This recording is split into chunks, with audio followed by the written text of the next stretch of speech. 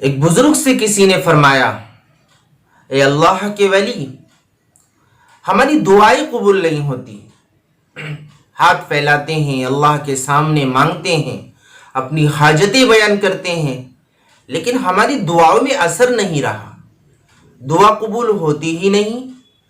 فرمایا 7 چیزیں ہیں تمہارے اندر جو تمہاری دعا کو اوپر جانے ہی نہیں دیتی۔ 7 چیزیں تمہارے اندر ہیں جو تمہاری دعا کو قبولیت کے مراحل کو پار کرنے ہی نہیں دیتی۔ سائل نے فرمایا، حضرت بتائیے وہ کیا ہے؟ تو فرمایا، پہلی بات کہ تم نے اللہ کو ناراض کر رکھا ہے اور اس کو راضی کرنے کی کوشش نہیں کرتے، فکر نہیں کرتے، یعنی کہ برائی چھوڑ دو، گناہ چھوڑ دو، نیکی اختیار کر لو، عبادت اختیار کر لو، اطاعت اختیار کر لو کہ اللہ تم سے راضی ہو جائے۔ اور دوسری بات فرمائی، قرآن عظیم پڑھتے ہو لیکن اس کے معنی میں غور و فکر نہیں کرتے، اور غور و فکر کے ساتھ عمل پیرا نہیں ہوتے، اور پھر شکایت کیسی کرتے ہو کہ دعا قبول نہیں ہوتی۔ یعنی اللہ کا جو کلام ہے، جو میسیج ہے، وہ تمہارے پاس پہنچا لیکن تم اس میں غور و فکر اور تدبر نہیں کرتے کہ کیا احکام اللہ تعالیٰ نے قرآن کریم میں نازل فرمائے، ان پر ہمیں عمل پیرا ہونا چاہیے، کیا بندشیں اللہ نے قرآن کے ذریعے ہم پر لگائی، ہمیں ان بندشوں میں رہنا چاہیے۔ تیسری بات فرمائی، اللہ کا بندہ ہونے کا دعویٰ کرتے ہو لیکن تمہارے عمل بندوں کی طرح نہیں ہے۔ بندہ تو وہ ہے جو ہر حال میں مالک کا تابع ہو، جی ہاں، ہر چیز پر مکمل طریقے سے مالک کا مطیع فرما بردار ہو۔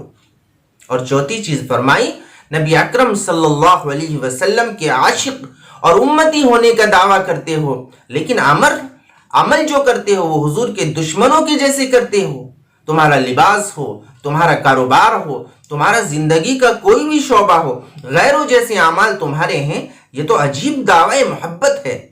اور پانچویں چیز فرمائی، زبان سے تو کہتے ہو کہ اللہ کی نظر میں دنیا کی حیثیت مچھر کے پر کے برابر بھی نہیں، لیکن دلوں کا حال اس کے الٹا ہے، دلوں کا حال اس کے برعکس ہے کہ تم نے دنیا ہی کو باعث عزت و راحت سمجھ لیا، اور دنیا کے لیے ہی تم نے کوششیں اور دنیا کے لیے ہی تم نے ہر وقت اپنے آپ کو لگا رکھا ہے۔ چھٹی چیز فرمائی کہ تمہاری زبان پر تو یہ ہے کہ دنیا نہایت حقیر ہے، ذلیل ہے، ناپائیدار ہے، لیکن تمہارے اعمال اور دنیا میں تمہاری مشغولیت سے معلوم ہوتا ہے کہ ہمیشہ تم دنیا میں ہی رہنے آئے ہو۔ اور پھر اخیر میں یوں فرمایا کہ تمہارے اقوال تو یہ ہیں کہ آخرت دنیا سے بہتر ہے، لیکن آخرت سنوارنے کی تو کوئی فکر نہیں، اور دنیا کو سنوارنے کے لیے تم نے اپنی پوری زندگی وقف کر دی ہے۔ اب ایسے حالت میں دعا کیسے قبول ہوگی؟ اس طریقے سے دعا کیسے قبول ہو سکتی ہے؟